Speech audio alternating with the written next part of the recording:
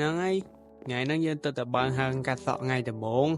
ហើយខ្ញុំបានរៀបចំហាងរៀបចំកន្លែងគឺថាហត់ខ្លាំងមែនតើអូឥឡូវភ្ញៀវមកហើយកាត់សក់ឲ្យប្រូអូខេអញ្ចឹងកុយចាំខ្ញុំកាត់ឲ្យ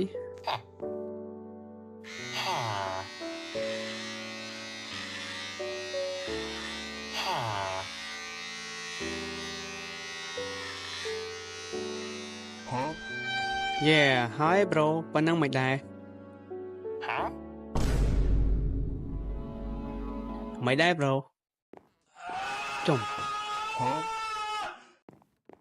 អេមិនបាយកញ្ចក់អញបាយអស់ចឹងអេប្រូកំតើទៅណាអត់ឲ្យលុយថ្លៃកាត់សក់ឯងចប់បដ ாய் អើយថ្ងៃហ្នឹងសយមែនតែនកាត់សក់អត់បានលុយឯងសំខាន់ហាងតិចអស់ទៀតអញហើយមកឲ្យគេខ្ញុំចង់ដល់ជិះតែសាច់នឹង iPhone